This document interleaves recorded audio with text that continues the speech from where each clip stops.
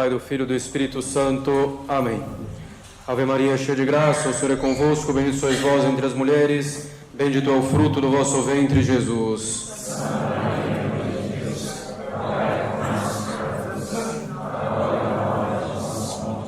Podem sentar-se. Caros católicos, a pergunta do doutor da lei deve ser a pergunta de nossas vidas. Mestre, o que devo fazer para alcançar a vida eterna? Não basta fazer a pergunta, é preciso saber a resposta e colocá-la em prática.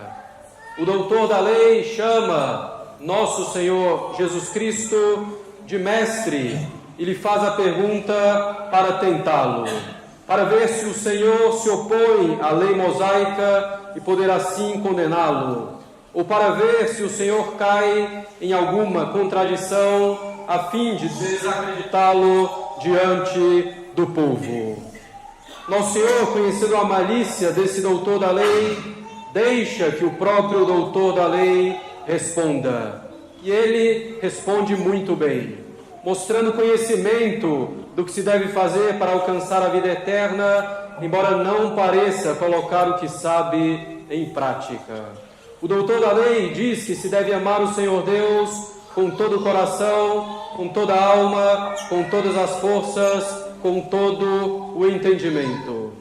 É preciso que em nossas vidas, nas decisões que tomamos, nas situações em que nos encontramos, nas ações que fazemos, é preciso sempre que nos perguntemos o que devemos fazer para alcançar a vida eterna.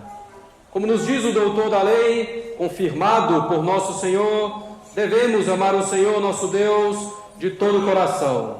Quer dizer, com toda a nossa vontade, querendo unicamente Deus em nossas vidas, querendo as outras coisas somente na medida em que nos levam para Deus e não nos afastam dele. Devemos amar o Senhor nosso Deus com toda a nossa alma, quer dizer, com todas as nossas faculdades, com todos os sentimentos sempre ordenados para Deus, com toda a nossa vida ordenada para Deus. Como diz São Paulo, o apóstolo, quer comais, quer bebais, fazem tudo para a glória de Deus. E devemos amá-lo com todas as nossas forças, quer dizer, devemos amá-lo ao máximo. Como nos diz São Bernardo, a medida do amor a Deus é amá-lo sem medida. Finalmente, devemos amá-lo com todo o nosso entendimento, quer dizer, nosso amor deve ser guiado pela fé, pois para amar realmente a Deus, a fim de alcançar a vida eterna, é preciso conhecê-lo pela fé verdadeira, isto é, pela fé católica. Amar a Deus, caros católicos, não é algo vago, não é um sentimento mais ou menos beato, não é sentir-se em paz ou na presença de Deus. Já falamos disso várias vezes, mas insisto, porque é um dos principais erros do nosso tempo, mesmo dentro da Igreja. Mas, Padre, é impossível amar a Deus dessa forma, podem dizer muitos. Como renunciar a tantas coisas que quase todo mundo faz normalmente? Como conformar nossa vontade com a vontade de Deus, mesmo nas cruzes, nas humilhações? Como educar meus filhos nesse mundo? Como eu, jovem, posso abandonar todas essas coisas que meus semelhantes fazem? Nós estamos no mundo, Padre. Se renunciarmos a tantas coisas e buscarmos a conformidade em tudo com a vontade de Deus, seremos desprezados pelos outros. Vamos sofrer muito, seremos tristes, vamos aborrecer a nossa vida.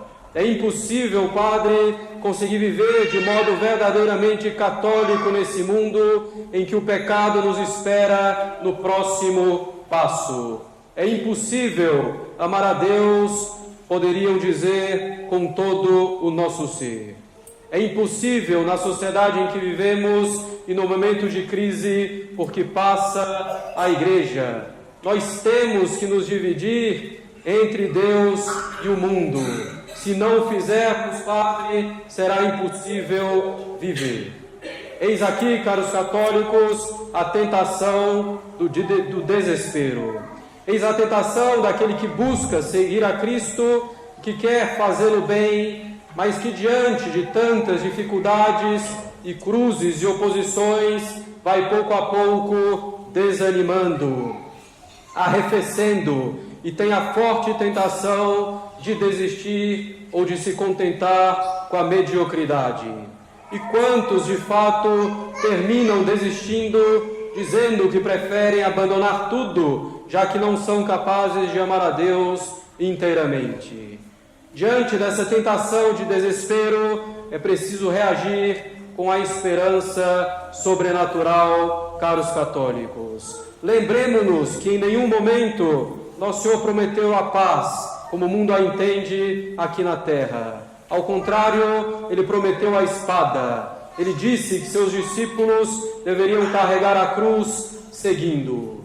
Mas ao mesmo tempo, Ele disse que estaria conosco até o final dos tempos, que estaria conosco todos os dias. Se Deus nos faz viver hoje, nessa sociedade, nesse momento de crise na Igreja, é porque podemos amá-lo inteiramente. É porque podemos aqui e agora alcançar a vida eterna. Podemos esperar com toda confiança e certeza que Deus nos dará os meios necessários para que nos salvemos. E nos dará esses meios, nos dá esses meios com abundância, se buscamos com sinceridade amá-lo, fazer a sua vontade. E devemos esperar com firme confiança em Deus, porque Ele é infinitamente bom e todo-poderoso. Ele é infinitamente bom. Isso significa que Deus quer que nos salvemos. Isso significa que Ele nos dará todas as graças, todos os meios para que nos salvemos. Isso significa que Ele não pode nos pedir o impossível, o que seria crueldade da parte de Deus. Se Deus nos pede, é possível. Deus é todo-poderoso, isso significa que para Ele nada é impossível. O que para nós sozinhos é impossível, com Deus se torna plenamente possível em ordem à nossa salvação. É evidente que sozinhos nos é impossível amar inteiramente a Deus, não somente nos tempos em que vivemos, mas em qualquer tempo. Com Deus, porém, com sua graça, podemos amá-lo inteiramente, sempre e em qualquer circunstância. Como diz Santo Agostinho, Deus não manda coisas impossíveis, mas quando manda, quer que façamos o que podemos e que peçamos o que não podemos, e Ele nos ajudará a poder. E como diz São João, os seus mandamentos não são pesados, e Nosso Senhor Ele mesmo, meu jugo é suave e leve. Devemos ter então grande e firme confiança em nosso Senhor Jesus Cristo.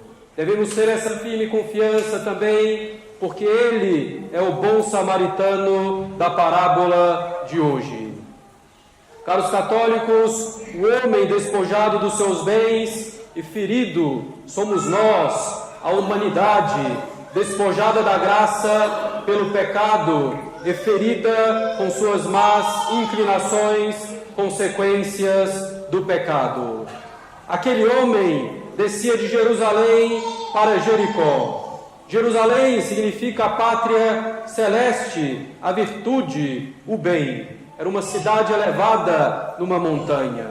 Esse homem descia, deixava o caminho da virtude e viajava sozinho, colocando-se então em situação de perigo, pois era bem sabido que naquela estrada havia assaltantes. Esse homem somos nós, que seguindo muitas vezes a sugestão do mundo, da nossa própria vontade ou do demônio, nos colocamos em ocasião de pecado e caímos. Deixamos a vida da graça, somos feridos pelo pecado e despojados da amizade com Deus. Esse homem assaltado e ferido pela própria negligência somos nós, que por nossa culpa, por nossos descuidos, nos afastamos de Deus, de Jerusalém, do céu e descemos para Jericó, para o pecado, para o inferno. Ainda assim, sabendo que esse homem era culpado de seus próprios males e sabendo que se tratava de um inimigo seu, o bom samaritano o socorreu, colocando vinho e óleo nas suas feridas, levando-o para a estalagem e pagando as despesas. O bom samaritano é nosso Senhor Jesus Cristo. É nosso Senhor Jesus Cristo que, nos vendo em estado de pecado por nossa própria culpa, como é claro, é nosso Senhor Jesus Cristo que, nos vendo inimigos de Deus, portanto inimigos dele pelos nossos pecados, vem em nosso socorro. Quanta bondade, quanta misericórdia! Nosso Senhor coloca o vinho para purificar nossas feridas, fazendo-nos expiar os nossos pecados por meio dos sofrimentos e das cruzes. Nosso Senhor coloca o azeite, nos restituindo a graça, nos auxiliando nas nossas provações, tornando o jugo leve e suave. Ele nos leva para a estalagem, que é a igreja, em particular, nos leva para a confissão. É Ele quem paga, em primeiro lugar, pelo nosso estado de pecador. Ele paga sofrendo na cruz, morrendo por nós. Bondade infinita, misericórdia infinita. A parábola do bom samaritano deve nos dar, caros católicos, grande esperança. Vejamos o que Cristo faz com aquele que ainda é seu inimigo. Muito mais fará com aquele que busca servi-lo com todo o seu ser. Cabe a nós implorar o socorro desse bom samaritano e deixar que ele nos salve. Que coloque o vinho, que coloque o azeite, que nos leve para a estalagem. E quando por infelicidade cairmos, procuremos na estalagem, que é a igreja, o vinho e o azeite, que é a confissão dos nossos pecados. As quedas que devemos procurar evitar com a graça de Deus a todo custo não devem nos desanimar ou nos fazer desesperar ou diminuir nossas práticas religiosas. Devemos nos levantar para servir a Deus com maior vigor e afinco, aprendendo as lições da queda. Quando vier a tentação do desespero, de desistir, recitemos confiadamente o ato de esperança, praticando a virtude oposta a esse pecado do desespero. Não devemos arrefecer, não devemos abandonar nossas práticas devocionais, mas devemos mantê-las, apesar das dificuldades, e, se possível, até mesmo aumentá-las. Tenhamos confiança em Deus, que não nos pede o impossível. Tenhamos confiança em Deus, que nos dá as graças mais do que suficientes, as graças abundantes para nos salvarmos. Confiemos em nosso Senhor Jesus Cristo, o bom samaritano. Em nome do Pai, do Filho e do Espírito Santo. Amém.